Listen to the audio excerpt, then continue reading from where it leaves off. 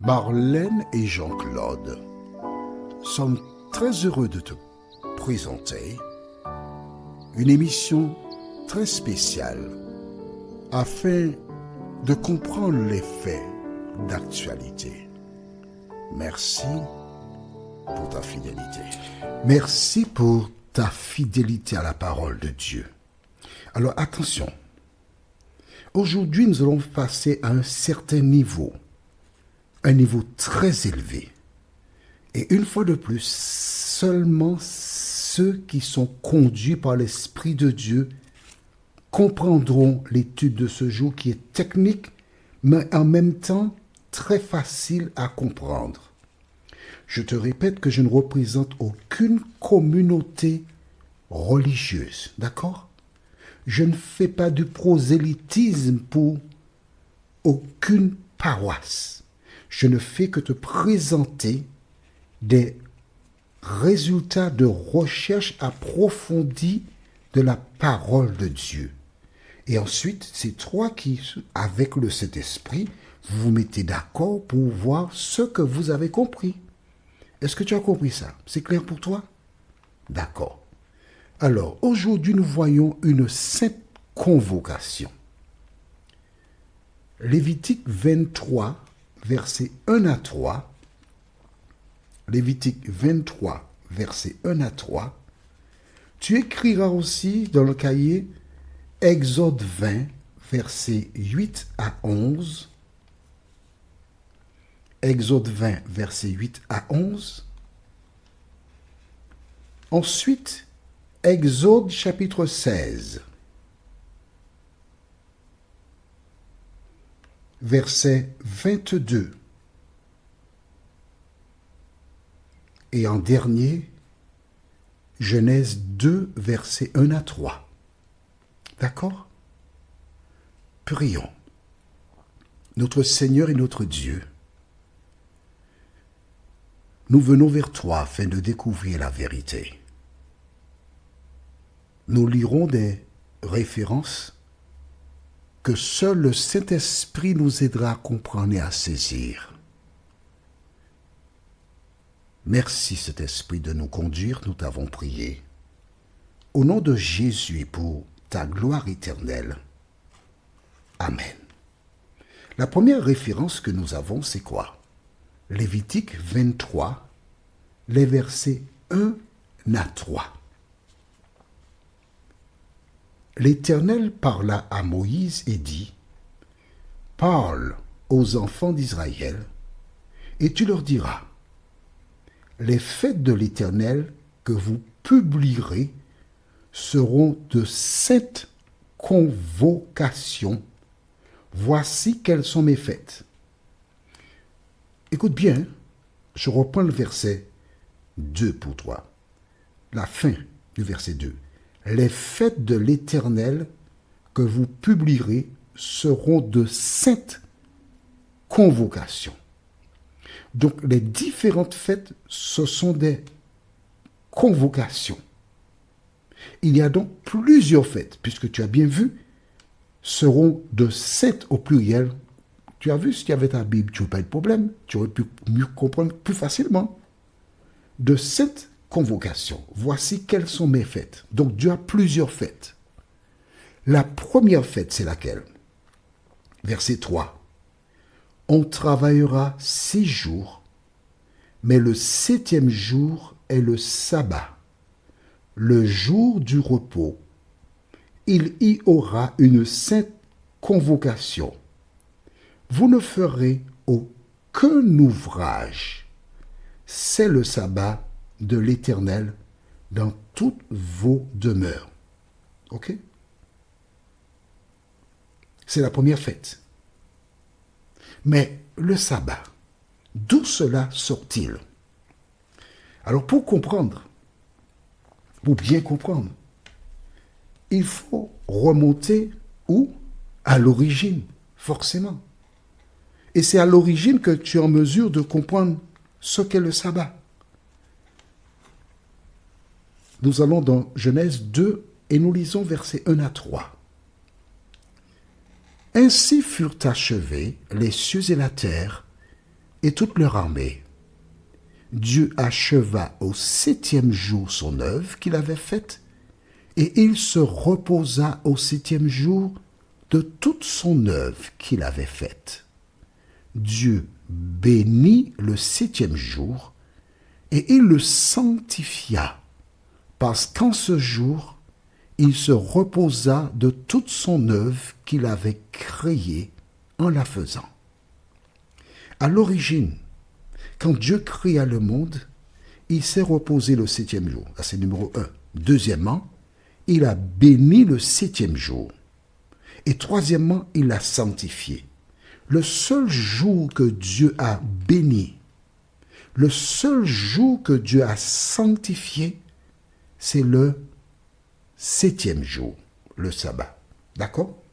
C'est ce qui est écrit dans la Bible. Je ne peux pas te dire autre chose que cela. Donc, à l'origine, il n'y avait pas de Juifs. Il n'y avait que Ève et Adam. Est-ce que c'est clair pour toi? Maintenant, à partir de là, nous n'avons pas de traces de sabbat dans la Bible. Par contre, nous retrouvons le sabbat dans Exode chapitre 16. Tu te rappelles? L'histoire de la manne. Exode chapitre 16. Et nous lisons à partir du verset 22. Le 6e jour, ils ramassèrent une quantité double de nourriture, 2 homères pour chacun. Tous les principaux de l'assemblée vinrent le rapporter à Moïse. Et Moïse leur dit, « C'est ce que l'Éternel a ordonné. Demain est le jour du repos. » Donc tu vois ce que nous avons lu dans Genèse 2, demain est le jour du repos. Donc c'est le sabbat, on est d'accord? Le sabbat consacré à l'Éternel. Faites cuire ce que vous avez à faire cuire, faites bouillir ce que vous avez à faire bouillir, et mettez en réserve jusqu'au matin tout ce qui restera. Ils le laissèrent jusqu'au matin, comme Moïse l'avait ordonné, et cela ne devint point infect, et il ne s'y mit point de verre. Moïse dit, mangez-le aujourd'hui, car c'est le jour du sabbat. Aujourd'hui, vous n'en trouverez point dans la campagne. Pendant 6 jours, vous en ramasserez, mais le 7e jour, qui est le sabbat, il n'y en aura point. Le 7e jour, quelques-uns du peuple sortirent pour en ramasser, et ils n'en trouvèrent point. Par leur attitude, ils ne firent que confirmer que ce que Dieu a déclaré dans Genèse 2, versets 1 à 3, il s'est reposé, qu'il ne produit pas. Il n'a pas créé de manne le 7e jour pour le peuple. Mais tu notes bien que c'était le jour de la préparation et le sabbat allait commencer. Nous avons eu l'occasion de lire, quand Jésus est mort, c'est le vendredi saint ou encore le jour de la préparation. Il fut inhumé et pendant son sommeil de la mort, il s'est reposé encore le jour du sabbat. Les femmes qui étaient venues, la Vierge Marie et autres, l'ont inhumé et elles se sont reposées le jour du sabbat selon la loi. Mais la loi, où est-elle? Que dit-elle? Allons dans Exode chapitre 20. Mais note avec moi que nous avons lu dans Exode 16 le récit de la manne. Mais on vient de lire ça. Tu as déjà oublié ça? Ah, quand même, tu exagères. On a vu ça dans Exode 16.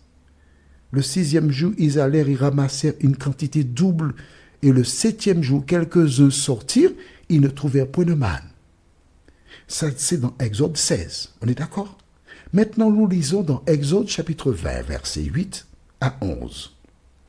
Exode 20, chapitre 20, les versets 8 à 11 déclarent: Souviens-toi du jour du repos pour le sanctifier. Tu travailleras 6 jours et tu feras tout ton ouvrage.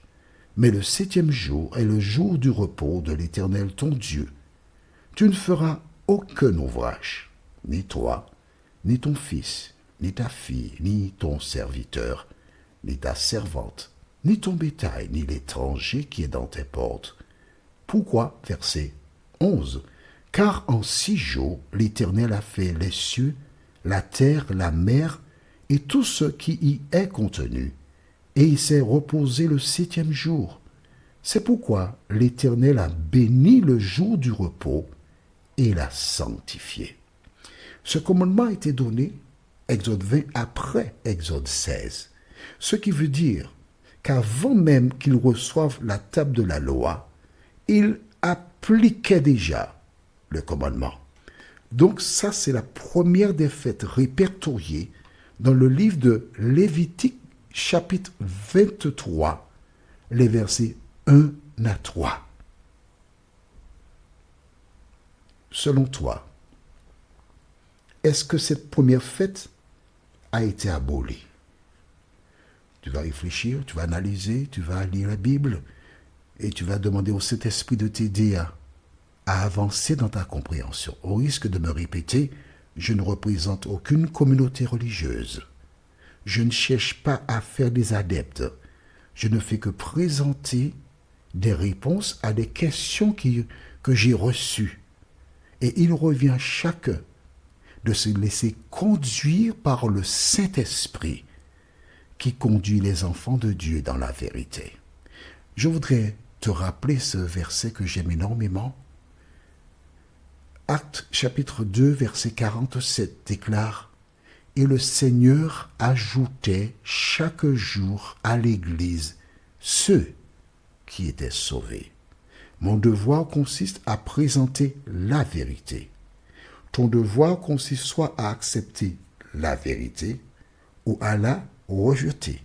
Mais quel que soit ton choix, je te félicite.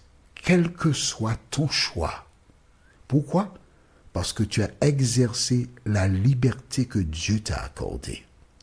Notre prochaine étude sera Fête de l'Éternel numéro 1. Nous avons lu la première qui a été répertoriée. La deuxième fête se trouve au verset 4 jusqu'au verset 8. Pendant quelques jours, nous serons dans le chapitre 23 de Lévitique. Fête de l'Éternel numéro 1. En dehors de la sainte. Alors, tu as vu que ce qu'on a fait, c'est la sainte convocation. D'accord. Et là, maintenant, nous verrons les fêtes. Alors, la convocation est-elle éternelle? À la lumière des références de ce que tu as lu, c'est toi qui sauras si elle est éternelle ou momentanée. Maintenant, les fêtes, ça c'est autre chose. Prions. Notre Seigneur et notre Dieu, merci pour la parole.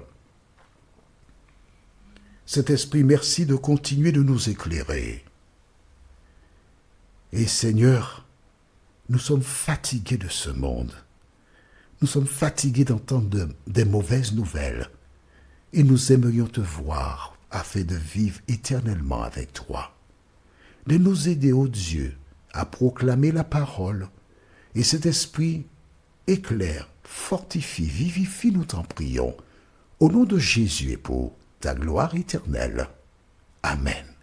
Que l'Éternel continue de te bénir et il me tarde de te retrouver. Nous sommes parvenus au terme de notre réflexion. Si d'aventure tu as une question, il te suffit d'envoyer un message par le biais de WhatsApp au numéro suivant, plus 596 696 88 93 93. Et alors Jean-Claude, moi, je me ferai un réel plaisir de répondre à ta question.